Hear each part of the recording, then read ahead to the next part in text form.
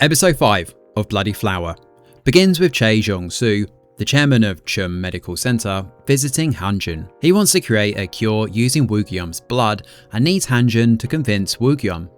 In exchange, Jeong-Su will let Minsa jump the line and be treated first.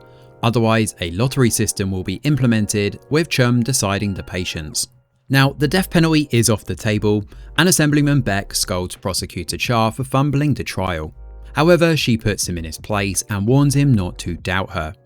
At the next hearing, she brings up Lee Chang-se and Song Tae-jin's relapse. The cure is not guaranteed, and she still seeks the death penalty for the 17 murders. Now, Han-jun points out that the two patients' relapse is from the other medication and not the cure. His closing statement is emotional as he talks about giving hope to kids and families. Cha looks upset as she realizes that she is lost. The judge finally gives his verdict here, and the future number of lives Woo-gyeom saves will exceed how many he has taken. And so he will serve his sentence in Cheum's isolation facility, where he is to treat terminally ill patients. If he ever refuses to do so, the death penalty will be reinstated. Now, worried that he will lose the election if Woo-gyeom doesn't get the death penalty, Assemblyman Baek approaches the National Assembly to overturn the verdict. They don't budge, predictably, instead gossiping on how Minsa should be the first patient. Even Woo-gyeom wants to treat her first, as he owes Han-jun for defending him. Now, Han-jun is touched by the sentiment. Next, Baek tries to reason with Jeong-Su. We learn that the Chaes are his biggest sponsors, and Jeong-Su puts him in his place. He only cares about power and making money, so he tells Baek to play nice, as Woo-gyeom is their new money maker. It looks like Jeong-Su plans to monopolize the cure and make money out of it. However, Han-jun seems to be hesitating as he considers Jeong-Su's offer due to the ethics of it all. He says as much to Jae-hee, who points out that only their daughter matters. To make matters worse, Minsa has lost her eyesight. With the trial over, Min-kyung gets ready to leave, but reporter Jo believes their work isn't done. He thinks Prosecutor Cha is gathering evidence to overturn the ruling. Plus, there are a lot of loose ends, like Song Min-soo's murderer, so Jo also decides to write a special feature on Woo-gyeom to clear up any misunderstandings. As a punishment, Prosecutor Cha is being reassigned to Nam-hae, but she continues to look into Professor Han's case. He was accused of illegal human experiments without the victims' consent, but the case was dismissed by Director Oh and approved by Assemblyman Baek. She confronts Director Oh, who orders her to drop the case. Jeong-Su is informed of Cha's digging, and he pushes his men to find Han dead or alive, as he is needed for the cure. Now, Shin Ho-chang, the runner from the previous episode, finds Han, but he escapes in time. Meanwhile, the Cheum Medical Board wants to replace Baek with a new spokesperson. They point out Jeong-Su's shortcomings when he protects Baek, and he grapples to get back his authority. But he is not the head, as we see someone else at the head of the table. Could it be Prosecutor Cha's father, I wonder?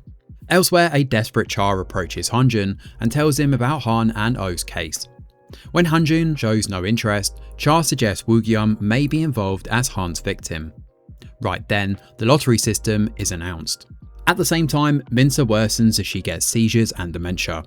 Her life expectancy has shortened drastically, and her parents inevitably panic.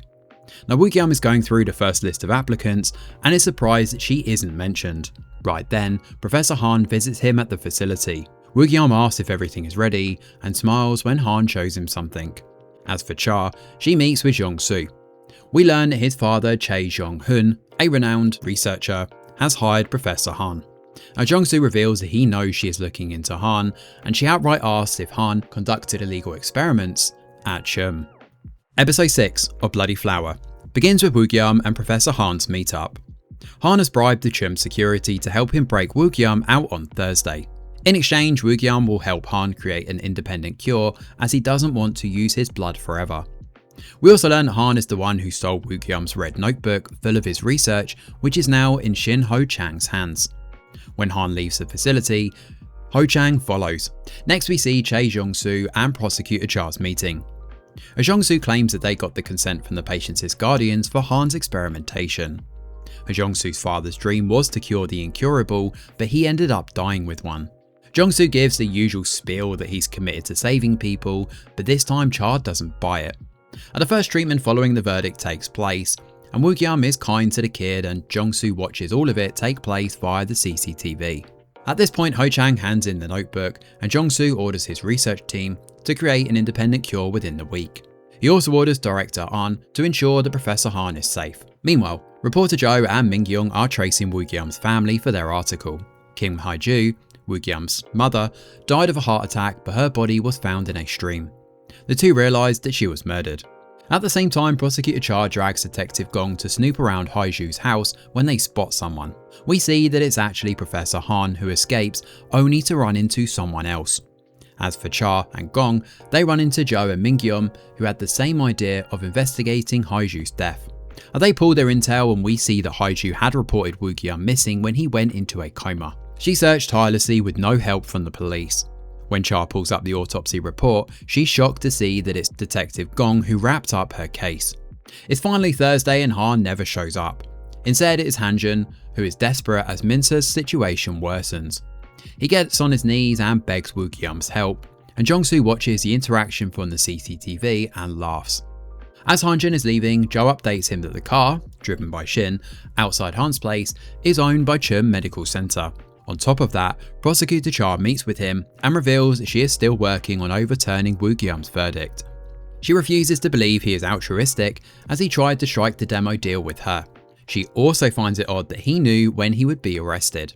Han-jun agrees to work with her in exchange for all her files on Cheum and Chae Jeong-Su. He also notices that she's drunk and advises her to stop drinking. The next day, she meets up with Detective Gong and pretends that everything is fine.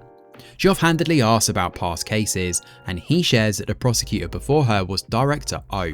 As expected, once she leaves, he calls Director Ahn, revealing that he is Cheum's mole. He is also the one who refused Hae-ju when she reported Woo-gyeom missing. Cha has a busy day as her assistants, Lee and Bang, show up, determined to help. They have come to the same conclusion that Assemblyman Beck, Director Oh and Professor Han are involved in some way. This intel is passed on to Han-jun, who puts Min-kyung and reporter Jo to work. The news debate on the treatment, which is a slow process of Woo-gyeom's blood being drawn every 3 days for one patient. However, Cheum stocks have skyrocketed while this is going on, and it has become the largest medical group in the country. Jeong-Su remembers his stoic father and later killing him when he's sick. As seen, there is a patient with such a rare disease that Cheum is forced to outsource the treatment to Hana Hospital. Security is strengthened as Woo-gyeom is transferred. And at the same time, Detective Gong alerts Prosecutor Cha that Professor Han has been drained of all his blood. He's been dead for 2 days, and Gong believes that Han was the man outside Hae-ju's house. Suddenly, Cha gets a shocking call regarding Woo-gyeom. We then cut to Han-jun driving off with Woo-gyeom, which brings episode 6 to an end. So Bloody Flower returns this week, and it maintains the erratic tone that seems to permeate the second half of this K-drama. There are new dynamics, new characters and new mysteries, but it almost feels like a second season with a brand new storyline. Inconspicuous characters we hadn't even paid attention to are switching up, like Detective Gong and Prosecutor Cha's team. And while a lot of the motives and backstories are yet to be revealed, there's a lot more clarity about the direction that the show is now going in. Chae Jeong-Su is your typical manipulative chaebol who is not beyond killing his own father and Woo-gyeom's mother to get his hands on the cure. Now, Professor Han agrees to help Woo-gyeom bust out in exchange for the cure, but Prosecutor Cha has a two-pronged motive: to investigate the corruption while also overturning Woo-gyeom's verdict. But there are still 2 confusing voids in the script that we hope the show answers soon. The runner, Shin Ho-chan, who is following Professor Han, may be responsible for his and Professor Hong Min-soo's death. If he's working under Cheum's directive, why does Jeong-Su ask his men to keep Professor Han safe? Has Shin gone rogue? Then we have Prosecutor Cha's drunk storyline, which is so minuscule that we only really get a blink and miss moment that hints that she's an alcoholic. For Han-jun to bring it up now, it just seems a bit jarring. Is it just to flesh out her one-note controlling personality? Or will it lead to a bigger plot twist? Hopefully we'll find out in the episodes ahead. Thanks for watching, and do let us know your thoughts in the comments below. Smash a like or subscribe to the channel, your support is very much appreciated. I'm Greg Wheeler, and from all of us over here at The Review Geek, we'll see you on the next video.